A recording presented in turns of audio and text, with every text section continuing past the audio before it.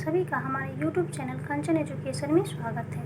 आज के वीडियो में हम जिस टॉपिक की चर्चा करेंगे वो है सामाजिक विकास में शिक्षा की भूमिका। तो आज के वीडियो में हम जानेंगे कि सामाजिक विकास में शिक्षा की क्या भूमिका होती है। तो समाजशास्त्री साहित्य में सामाजिक विकास अनुशासन, सामाजिक ढांचे एवं प्रक्रियाओं में होने वाले गुणात्मक परिवर्तन से है। इसका इतिहास उतना ही पुराना है जितना कि मानव समाज। प्रारंभ से ही सामाजिक विकास की धारणा उत्विकास, आर्थिक विकास, प्रगति एवं आधुनिकीकरण आदि से जोड़े जाने की प्रवृत्ति पाई गई है। यानी कि समाजशास्त्रीय साहित्य में सामाजिक विकास का जो है अनुशासन, सामाजिक ढांचे एवं प्रक्रियाओं में जो होने वाले गुणात्मक परिवर्तन होते हैं उससे इनका संबंध को जोड़ा गया है। इसका इतिहास जो है उतना ही पुराना माना जाता है जितना कि मानव समाज का। और प्रारंभ से ही सामाजिक विकास की धारणा जो है उत्विकास, आर्थिक विकास, प्रगति एवं आधुनिकीकरण आदि से रही है। विकास की अवधारणा उत्विकास, आर्थिक विकास, आधुनिकीकरण एवं प्रगति की तुलना में अधिक व्यापक है। विकास मानवीय आवश्यकताओं की संतुष्टि तथा जीवन की गुणवत्ता के सुधार पर केंद्रित होता है। यानी कि विकास की अवधारणा जो है वह उत्विकास, आर्थिक विकास, आधुनिकीकरण एवं प्रगति की तुलना में जो है काफ़ी अधिक व्यापक पाई जाती है। और विकास जो है मानवीय आवश्यकताओं की संतुष्टि तथा जीवन की गुणवत्ता के सुधार पर केंद्रित होता है। सामाजिक विकास एक और मानव आवश्यकताओं और आकांक्षाओं के बीच तथा दूसरी ओर सामाजिक नीतियों और कार्यक्रमों के बीच अच्छा सामंजस्य स्थापित करने के लिए एक नियोजित संस्थात्मक परिवर्तन की प्रक्रिया मानी जाती है। इसका उद्देश्य न केवल निर्बलों तथा विशेषाधिकार वंचितों का उत्थान करना है बल्कि सभी नागरिकों के जीवन की गुणवत्ता की वृद्धि भी करना होता है। सामाजिक विकास को जो है एक और मानव आवश्यकताओं और आकांक्षाओं के बीच और वहीं पे दूसरी ओर सामाजिक नीतियों और कार्यक्रमों के बीच जो है काफ़ी अच्छा सामंजस्य स्थापित करने योग्य जो है इसे माना जाता है, जिसे नियोजित संस्थात्मक परिवर्तन की प्रक्रिया कहा जाता है। और इसका उद्देश्य केवल निर्बलों तथा विशेषाधिकार वंचितों का उत्थान करना ही नहीं माना जाता है बल्कि सभी नागरिकों के जीवन की गुणवत्ता की जो है वृद्धि करना भी इनका उद्देश्य माना जाता है। इसी क्रम में राम आहूजा ने सामाजिक विकास के स्वरूप में 4 बातें निश्चित की है। फर्स्ट है समाज में लोगों की आवश्यकताओं का आकलन। सेकेंड है समाज में कुछ रचनात्मक परिवर्तनों को प्रारंभ करना। थर्ड पॉइंट है संस्थाओं को व्यक्तियों के प्रति उत्तरदायी बनाना। तथा फोर्थ एंड लास्ट है निर्णय लेने की प्रक्रिया में लोगों को सम्मिलित करना। यानी कि समाज में लोगों की जो आवश्यकता होती है उनका आकलन किया जाना, कुछ रचनात्मक परिवर्तनों को जो है प्रारंभ किया जाता है और संस्थाओं को व्यक्तियों के प्रति जो है उत्तरदायी बनाना होता है तथा निर्णय लेने की जो प्रक्रिया होती है उसमें लोगों को जो है सम्मिलित करना इत्यादि ये राम आहूजा के द्वारा बताए गए सामाजिक विकास के 4 स्वरूप हैं जिसकी चर्चा उन्होंने की है। शिक्षा को जो है प्रमुख रूप से 3 संदर्भों में समझने की चेष्टा की गई है। प्रथम, शाब्दिक अर्थ में शिक्षा के अंग्रेजी शब्द एजुकेशन की उत्पत्ति लैटिन शब्द एडुकेटम से मानी जाती है जिसका अभिप्राय आंतरिक को बाहर लाना है।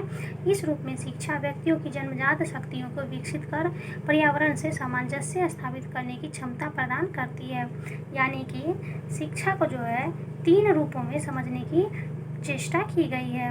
पहला जो होता है शाब्दिक अर्थ में। शाब्दिक अर्थ में यह माना गया है कि शिक्षा को अंग्रेजी शब्द एजुकेशन की जो उत्पत्ति हुई है वो लैटिन शब्द एडुकेटम से मानी जाती है जिसका अभिप्राय होता है आंतरिक को बाहर लाना, यानी कि अंदर के विचार को बाहर लाना। और इस रूप में जो है शिक्षा व्यक्तियों की जन्मजात शक्तियों को विकसित करके पर्यावरण से सामंजस्य स्थापित करने की क्षमता प्रदान करती है। द्वितीय है सामान्य अर्थ में। शिक्षा का अभिप्राय व्यक्ति को शिक्षण संस्थानों में दी जाने वाली उस किताबी ज्ञान एवं लेखन से है जो व्यक्ति को व्यवसायिक ज्ञान एवं प्रशिक्षण देकर अपने व अपने आश्रितों का भरण पोषण करने योग्य बनाती है। यानी कि द्वितीय जो है सामान्य अर्थ में यह माना गया है कि शिक्षा का अभिप्राय व्यक्ति को शिक्षण संस्थानों में दी जाने वाली उस किताबी ज्ञान एवं लेखन से है जो व्यक्ति को व्यवसायिक ज्ञान एवं प्रशिक्षण देकर अपने व अपने आश्रितों का भरण पोषण करने योग्य बनाती है। अर्थात व्यक्ति को जो भी शिक्षण संस्थानों में शिक्षा दी जाती है किताबी ज्ञान एवं लेखन के द्वारा उससे व्यक्ति का व्यवसायिक ज्ञान एवं प्रशिक्षण दिया जाता है और उस आधार पे जो है शिक्षा के आधार पे वो अपने आश्रितों का भरण पोषण करने के योग्य में शामिल या क्षमता उत्पन्न कर पाता है। तृतीय है व्यापक अर्थ में। शिक्षा का अभिप्राय आजीवन सीखने की प्रक्रिया से है। व्यक्ति अपने जन्म से मृत्यु तक जो सीखता है और अनुभव पाता है, उसके आधार पर भौतिक, सामाजिक और आध्यात्मिक परिवेश में अपना सामंजस्य स्थापित करता है। इसी क्रम में इमाम दुर्खीम ने एजुकेशन एंड सोशियोलॉजी 1956 में लिखा है कि शिक्षा नई पीढ़ी का समाजीकरण है। तृतीय जो है, इसका व्यापक अर्थ में यह माना गया है कि शिक्षा आजीवन सीखने की प्रक्रिया है। व्यक्ति अपने जन्म से लेकर मृत्यु तक जो कुछ भी वह सीखता है और उसके प्रति अनुभव पाता है, और उस आधार पर जो वो भौतिक, सामाजिक और आध्यात्मिक परिवेश में जो है अपना सही रूप में सामंजस्य स्थापित कर पाता है। इसी क्रम में जो है इमाम दुर्खीम का मानना है कि शिक्षा जो है वो नई पीढ़ी का समाजीकरण है। यानी कि शिक्षा जो होती है वो आने वाली पीढ़ी का समाजीकरण करती है, उसको बहुत कुछ सिखलाती है, क्योंकि शिक्षा के आधार पर ही व्यक्ति का सामाजिक विकास हो पाता है। इस प्रकार शिक्षा का सरोकार व्यक्ति के पूर्ण विकास से है, जिसमें बौद्धिकता, नैतिकता और भौतिकता का समावेश होता है। शिक्षा एवं समाज का घनिष्ठ संबंध है। शिक्षा सामाजिक विकास का एक महत्वपूर्ण साधन है, परंतु शिक्षा स्वयं में एक स्वतंत्र तथा आत्मनिर्भर प्रक्रिया मानी जाती है। यानी कि शिक्षा का जो सरोकार होता है व्यक्ति के पूर्ण विकास से माना गया है, जिसमें बौद्धिकता पाया जाता है, नैतिकता और भौतिकता का समावेश पाया गया है। इसी आधार पर जो है शिक्षा एवं समाज का जो है काफ़ी घनिष्ठ संबंध पाया गया है, क्योंकि शिक्षा जो है सामाजिक विकास का एक महत्वपूर्ण साधन या पहलू माना गया है, परंतु शिक्षा स्वयं में एक स्वतंत्र तथा आत्मनिर्भर प्रक्रिया मानी जाती है। शिक्षा को संपूर्ण विकास का बीज तथा फल दोनों कहा गया है, किंतु शिक्षा द्वारा सामाजिक विकास उस सीमा तक किया जा सकता है जहाँ तक लोगों की इसमें रुचि और रुझान है। इस क्रम में शिक्षा और सामाजिक विकास को निम्नलिखित बिंदुओं के माध्यम से समझा जा सकता है। फर्स्ट पॉइंट है कर्तव्य एवं अधिकारों का ज्ञान। जब व्यक्ति शिक्षित होगा तब उसको समाज में अपने कर्तव्यों और अपने अधिकारों का समुचित ज्ञान होगा। वह कोई भी अनुचित कार्य करने से पहले अवश्य सोचेगा एवं समाज विरोधी करने से डरेगा। यानी कि जब भी व्यक्ति शिक्षित होगा तब उसको जो है समाज में अपने कर्तव्यों और अपने अधिकारों का जो है उसके प्रति ज्ञान होगा, वो समझेगा। वो कोई भी अनुचित कार्य करने से पहले अवश्य सोचेगा और समाज को विरोधी करने से बिल्कुल डरेगा, क्योंकि जो व्यक्ति शिक्षित होता है उसे सही गलत की पहचान अवश्य होती है और उसी आधार पर वो कार्य करता है। सेकेंड पॉइंट है कुशल नेतृत्व का विकास। शिक्षा समाज में उचित नेतृत्व करने के लिए बालकों को नेतृत्व प्रदान करने का प्रशिक्षण देती है, ताकि सामाजिक, सांस्कृतिक एवं राजनीतिक सभी क्षेत्रों में नेतृत्व का प्रशिक्षण प्राप्त करते समाज का विकास करें। यानी कि शिक्षा जो होती है वो समाज में उचित नेतृत्व प्रदान करती है, जो बालकों को नेतृत्व का ज्ञान कराती है और उसको प्रशिक्षण देती है, ताकि सामाजिक, सांस्कृतिक एवं राजनीतिक सभी क्षेत्रों में जो है नेतृत्व का प्रशिक्षण प्राप्त करके समाज का वो विकास करे। थर्ड पॉइंट है संस्कृति एवं सभ्यता की सुरक्षा एवं हस्तांतरण। शिक्षा समाज की संस्कृति एवं समाज की युगों तक सुरक्षा करती है, उसका विकास करती है और नई पीढ़ी को हस्तांतरित भी करती है। यानी कि शिक्षा जो होती है समाज की संस्कृति एवं समाज की युगों तक सुरक्षा करती है, उसका विकास करती है और नई पीढ़ी को जो है हस्तांतरित भी करती है, क्योंकि शिक्षा एक पीढ़ी से सीखकर उसे दूसरी पीढ़ी तक पहुंचाया जाता है। इसी आधार पर कहा जा सकता है कि शिक्षा संस्कृति को हस्तांतरित करती है। फोर्थ पॉइंट है सामाजिक मूल्यों का विकास। सामाजिक मूल्यों का विकास के लिए शिक्षा पूर्ण रूप से उत्तरदायी है। समाज में व्याप्त बुराइयों को दूर करके तथा समाज के उन मूल्यों का निर्माण एवं विकास करती है जिससे वर्तमान समाज समय के अनुकूल बन सके। यानी कि सामाजिक मूल्यों का विकास के लिए शिक्षा पूर्ण रूप से काफ़ी उत्तरदायी होता है। शिक्षा के माध्यम से जो है समाज में जो भी बुराइयां होती है उसको दूर किया जाता है और समाज के उन सभी मूल्यों का निर्माण एवं विकास किया जाता है जिससे वर्तमान समाज समय के अनुकूल बन सके। नंबर 5 है सकारात्मक दृष्टिकोण का विकास। शिक्षा के द्वारा समाज का दृष्टिकोण भी परिवर्तन हुआ है। यदि वर्तमान में लड़कियां विदेश जाकर पढ़ाई करती है या वहां नौकरी प्राप्त करती है या कर पाई है तो यह सब शिक्षा के माध्यम से ही संभव हो पाया है।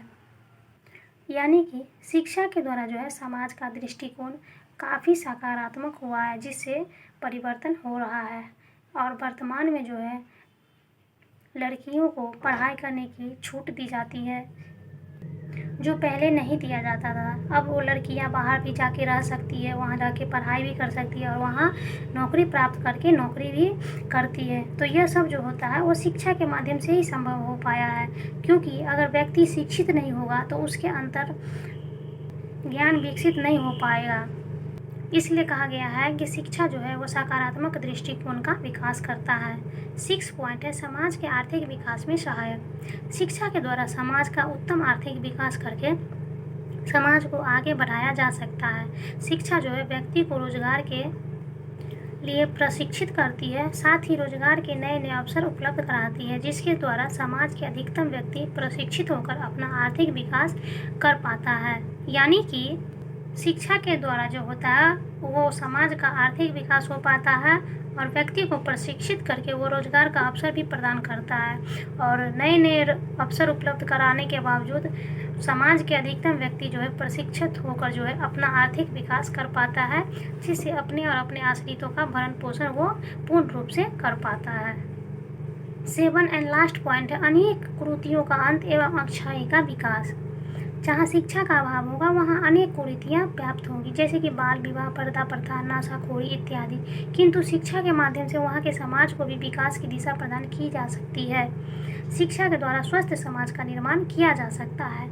यानी कि कहा जा सकता है कि अगर शिक्षा का अभाव होगा तो वहाँ कुरीतियों का जरूर विकास होगा, अच्छाई का विकास वहाँ नहीं हो पाएगा। इसलिए शिक्षा का अभाव होना बिल्कुल भी सही नहीं माना गया है भले समाज को विकसित करने के लिए। जैसे कि बाल अपराध होते हैं, पर्दा प्रथा होती है, नशाखोरी इत्यादि जो भी होती है वो शिक्षा के अभाव के कारण ही होती है। और शिक्षा के माध्यम से व्यक्ति का व्यक्तित्व का विकास जो होता है तो उस आधार पर वो समाज को भी विकास की दिशा प्रदान करती है और उनके द्वारा स्वस्थ समाज का जो है निर्माण किया जाता है। इसलिए माना गया है कि शिक्षा के द्वारा जो है जो भी कुरीतियाँ होती है उसको अंत करके अच्छाई का विकास किया जा सकता है। अब हम बात करेंगे इनके द्वारा प्राप्त निष्कर्ष की चर्चा जो हम आगे करेंगे। उपर्युक्त तथ्यों व वर्णन के आधार पर कहा जा सकता है कि शिक्षा सामाजिक विकास की एक ऐसी प्रक्रिया है जिसके माध्यम से व्यक्ति के शारीरिक, मानसिक, आध्यात्मिक एवं सामाजिक गुणों को इस कदर विकसित करती है कि वो अपने आश्रितों का भरण पोषण एवं मानवीयता की रक्षा कर सके। किसी भी समाज व राष्ट्र की जनसंख्या का गुणात्मक विकास एवं सर्वांगीण प्रगति उस राष्ट्र की शिक्षा के विकास व स्तर पर ही निर्भर करता है। यानी कि कहा जा सकता है कि शिक्षा जो है सामाजिक विकास की एक महत्वपूर्ण प्रक्रिया मानी गई है, जिसके माध्यम से व्यक्ति के शारीरिक, मानसिक, आत्मिक एवं सामाजिक गुणों को विकसित करती है और वह इस आधार पर अपना तथा अपने आश्रितों का वो भरण पोषण एवं मानवीयता की रक्षा कर पाता है। क्योंकि किसी भी समाज व राष्ट्र की जनसंख्या का गुणात्मक विकास व सर्वांगीण प्रगति उस राष्ट्र की शिक्षा के विकास व स्तर पर ही निर्भर करता है। इसलिए कहा गया है कि शिक्षा सबसे ज़्यादा व्यक्तियों के लिए ज़रूरी है, जिसके आधार पे वो स्वस्थ समाज का निर्माण कर सके। तो आज का हमारा टॉपिक था सामाजिक विकास में शिक्षा की भूमिका, जिसकी चर्चा हम आज के वीडियो में किए हैं और जिसके अंतर्गत 7 पॉइंटों की चर्चा विस्तार पूर्वक की गई है। इससे हमें यह ज्ञात होता है कि सामाजिक विकास में शिक्षा की कितनी महत्वपूर्ण भूमिका पाई गई है, क्योंकि शिक्षा के अभाव के बिना जो है स्वस्थ समाज या स्वस्थ राष्ट्र की कल्पना करना भी व्यर्थ माना जाता है, क्योंकि शिक्षा के बिना कोई भी कार्य संपूर्ण रूप से पूर्ण नहीं हो पाता है।